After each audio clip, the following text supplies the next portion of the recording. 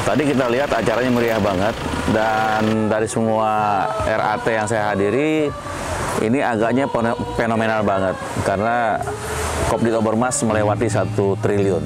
Tepatnya berapa, Pak? 1 triliun 26 miliar. 1 triliun 26 miliar. Ini di Indonesia nggak banyak, Pak, koperasi simpan pinjam yang bisa di atas 1 triliun. Ini koperasi kelima ini, Pak. Ya, yang lain ada 1 triliun kan koperasi karyawan, biasalah perusahaannya dukung gitu. Kalau ini termasuk hebat, dan Sika menyumbang 2 koperasi besar dengan di atas 1 triliun. Salah satunya adalah Obermas. Ini pencapaiannya kan melalui kerjasama yang solid ya, Iya. dan ujung tombaknya manajer. Betul. Anda sebagai GM, ini apa Pak yang Bapak lakukan sehingga kita mencapai aset yang luar biasa? Baik, sambil ngobrol Pak Isal, kita minum ya.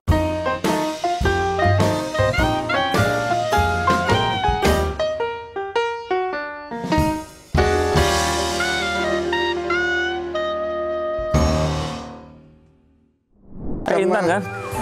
Oh ya, Esther. Terima kasih Esther. Iya. Ya. Oke. Jadi kita sebelumnya tahun 2019 aset kita itu baru 746 miliar. Tahun 2020 mencapai 1 triliun 22 miliar. Ini suatu angka yang luar biasa. Iya. Kenapa? Karena kita mencapai berkat ini di tengah kondisi COVID yang kita yakin terjadi di bulan Maret itu. Iya. Kita sudah mulai merasakan dampak dari COVID itu. Dan saya merasakan ini tentu campur tangan Tuhan yang luar biasa buat lembaga kami Obermas ini. Anda bayangkan, di bulan Maret, Februari ini kan kita dengar sudah mulai dengan COVID. Terasa benar tuh di Maumere ini di bulan Maret ini. Kalau normal sampai jam berapa, Pak? Di Sika normalnya sebetulnya sampai jam 9 tuh masih ya, di ramai. normal ya? Di titik-titik tertentu jam 9 sebetulnya masih ramai. Apalagi di Bapak lihat pantai cukup bagus, dan pinggir-pinggir pantai itu bisnis kuliner tuh cukup banyak. Itu bahkan sampai jam 12 malam tuh. Ada tempat tertentu yang kalau kita pas pulang kantor lagi capek, kadang-kadang rapat gitu jam 9-10 kita mampir di situ, ada kopi panas, ada pisang goreng panas, dan itu semua pada harus tutup semua. Dan begitu banyak usaha kios katakan juga akhirnya hanya sampai jam 5 harus tutup, dan itu membuat kemampuan anggota untuk bisa bertransaksi menjadi menurun semua. Dampaknya Bapak, angsuran pinjaman menurun. Anggota lebih banyak tarik simpanannya. Saya itu sampai dengan bulan Juni itu saya hitung simpanan saya yang ditarik oleh anggota sampai dengan 55 miliar lebih. Waktu itu luar biasa. Dan saya di Obermas, satu koperasi di Indonesia yang tidak membatasi anggota tarik uangnya di saat pandemi COVID itu hanya Obermas. Saya tidak buat aturan. Kalau mau tarik 5 juta, beritahu 2 minggu sebelumnya Obermas tidak. Kami beri peluang, kalau mau tarik silakan, mau nabung silakan, mau pinjam silakan. Kita tidak. Dan ternyata anggota tidak tarik ya? Dan anggota ada yang tarik, ada yang simpan. Akhirnya aktivitas bisa berjalan normal. Dan selama masa pandemi, kantor pun saya tidak tutup. Kayak jam pelayanan saya kurangi.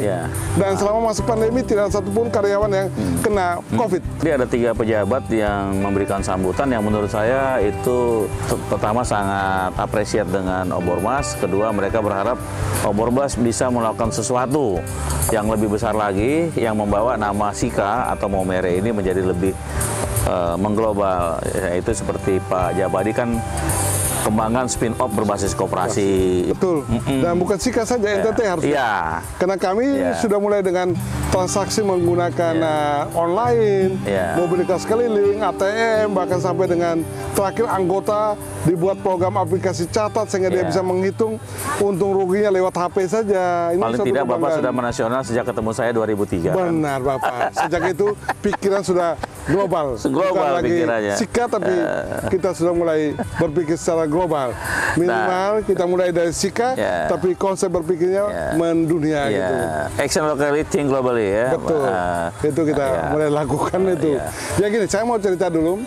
Kenapa selama masa COVID, itu satu hal yang saya banggakan, peminjam KUR itu tidak pernah menunggak.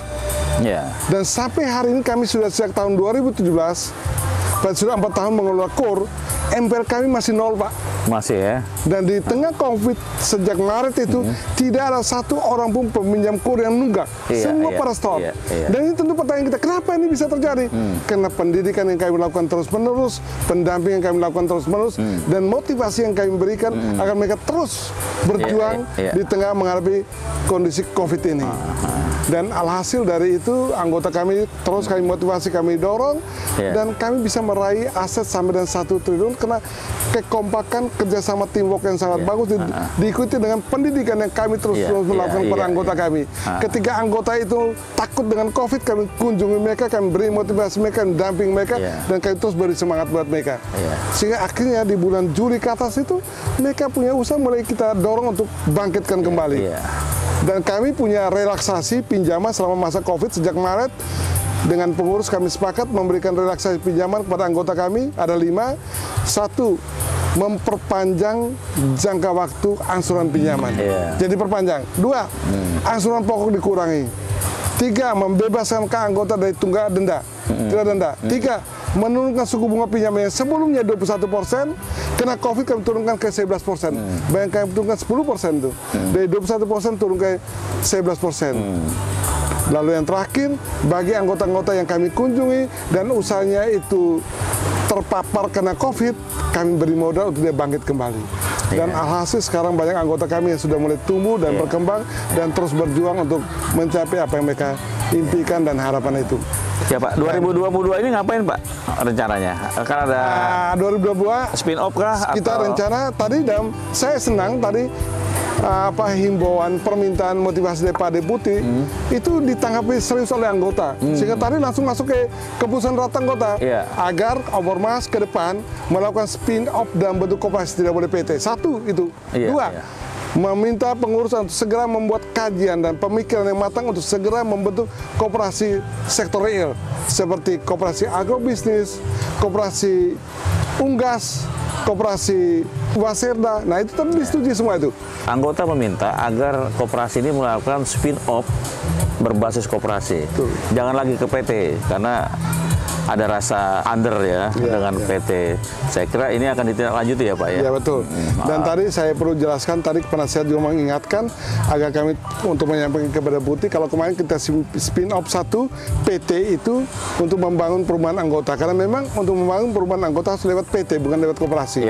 Yang kedua, nanti ke depan koperasi-koperasi yang dikehendaki oleh para anggota itu akan dalam bentuk koperasi. Yang terakhir Pak, ke depan anggota ditargetkan berapa Pak sepanjang sampai 2021? Tahun 2021 kita targetkan sampai dan 130 ribu anggota. Akan bertambah sekitar 30 ribuan anggota. ya. Betul. Itu tentunya ada pengembangan cabang? Dan kita rencana pengembangan cabang itu di Pulau Timor, kita akan buka 6 cabang di Kota Kupang, Kabupaten Kupang, Kabupaten Soe, Kabupaten Keva, Kabupaten Malaka, dan Kabupaten Belu.